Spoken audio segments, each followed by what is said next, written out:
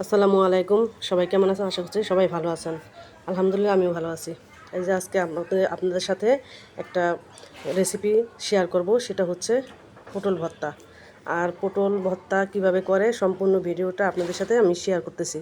আগে এই যে পটলগুলা আমি 4-5টা পটল নিয়ে নিছি, দুইটাই অলরেডি ছেলে হয়ে গেছে। আর ওই উপরের আবরণটা আমি ছিলে নিব। মাঝখানে যে ছোলাটা আছে ওইটা আমি ছিলে নিয়েছি, সম্পূর্ণটা ছিলে নেই। তারপরে এটা আমি কেটে নিলাম ফালি ফালি করে, যে যেভাবে কাটতে পারে, গোল করে কাটে, কেউ কেউ লম্বা করে কাটে, লম্বা করে কাটে। আমি লম্বা করে কেটে নিয়েছি, কেটে ধুয়ে এই যে একটা জালিতে ঝরা দিয়ে নিছি। এখন আমি ফ্রাই প্যানে একটু সরষের তেল দিয়ে নিলাম, সেটার ভিতরে আমি পটলগুলো দিয়ে দিব এখন।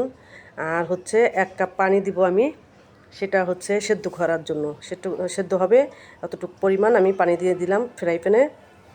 তারপরে হচ্ছে আমি কয়েকটা কাঁচামরিচ দিয়ে দিব, এটার সাথে ভেজে নিব। পানিগুলো শুকিয়ে গেলে ওই তেলের সাথেই পটলটা আমি ভেজে নিব। পটলটা ভাজার পরে এখন আমি ওগুলা ভালোভাবে নাড়াচাড়া করে, তেল যখন ভাজা ভাজা হয়ে যাবে তখন উঠাই ফেলবো। তারপরে আমি একটু সরষের তেল দিয়ে দিব, তারপরে শুকনো মরিচ কয়েকটা দিব, সেটা আমি ভেজে নিব। ভেজে নেওয়ার পর উঠাই ফেলবো। তারপরে কয়েকটা রসুন, মানে একটা বড় রসুন আমি ভেজে নিলাম। তারপরে সেই রসুনের সাথেই আমি পেঁয়াজগুলো ভেজে নিব, হালকা বাদামি কালার করে আমি ভেজে নিব। ভেজে নেওয়ার পরে আমি পটলগুলো দিয়ে দিব, তার সাথে আমি দিব কালিজিরা। কারণ কালিজিরা দিলে একটু ঘ্রাণটা অন্যরকম আসে। এই কালিজিরার সাথে ভালোভাবে পটলটা ভেজে নিব। তারপরে উঠে আমি শিলপাটায় এটা ভর্তা করব। শিলপাটায় ভর্তা অনেক মজা। এটা ব্লেন্ডারে করলে তো এরকম মজা হয় না, মজা পাওয়া যায় না। এটা শিলপাটায় ভর্তা করে নিতে হবে, একদম মিহি করে, মিহি যাতে কোনো ছোলা না থাকে। এইটা আমি 2টা বাটা দিয়ে নিব।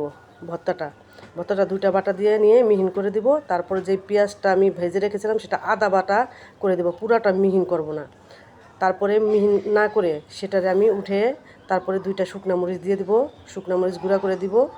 আর তারপরে সাথে দিব হচ্ছে একটু সরিষার তেল। এই ভর্তাটা খেতে এত স্বাদ যে সে খেয়ে নিতে পারবেন 1 প্লেট ভাত।